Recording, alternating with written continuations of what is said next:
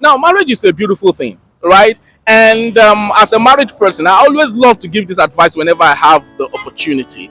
You see, God is always there for everyone. And before you get married, there's always red flags. There's always red flags. They would always be there for everybody. Those red flags might be maybe your husband is a smoker, is a chain drinker, is a humanizer, and you know this while you were courting this particular person, but because of maybe the person is very wealthy, you feel you want to manage.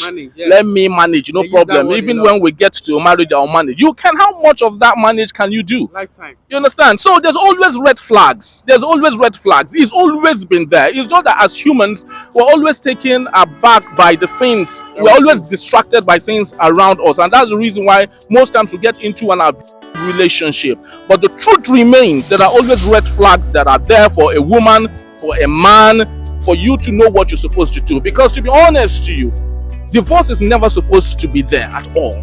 The reason why divorce is there is because there were red flags before you went into marriage that you neglected in the process of getting to know that person. So there is no hurry in life. If you feel that a person you are dating is not compatible with you, and you see red flags, it's better you just opt out as soon as possible. Because if you don't, it either leads to divorce or it leads to an abusive relationship that will definitely lead to one person the other. Just like we see it happening outside the country by Nigerian families who were living peacefully here, but overseas they just went there and they went bonkers. So that is just the issue. Red flags will be there. Notice those red flags.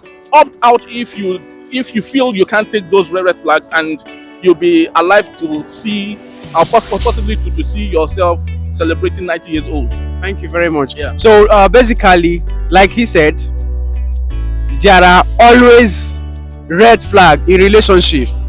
During courtship, you will see red flag from the man and you will see red flag from the woman. So, and it's necessary for you to be mindful of those red flag. X, you might not be able to survive it if you are not careful for what you are seeing.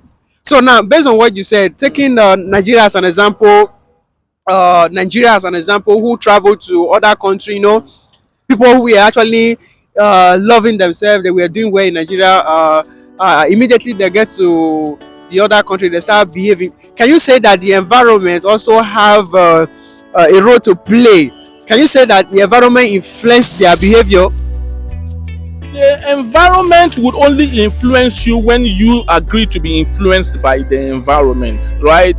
If you are deeply in love with your husband and your husband gets to allow you come over to join him, and possibly because you joined him, the society gives the opportunity for women to have lots of edge over the men, and because you felt you suddenly have seen a society that supports you, you now use the opportunity to want to have your husband. It's equally a form of abuse, equally gender-based.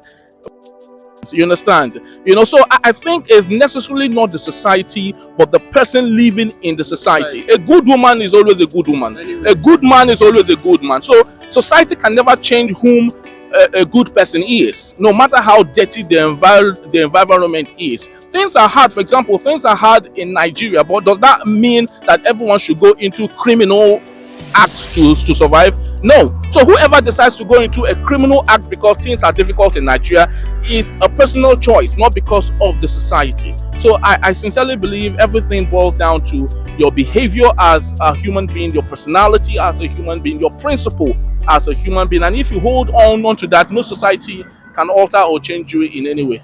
Thank you very much. Thank you very much. You know that your life is important. Say to yourself that my life is important. My life is important. And you tell them that their whole life is important. Hey people, your life is important. Protect it because you only have one life to live. Thank you very much. See you next time.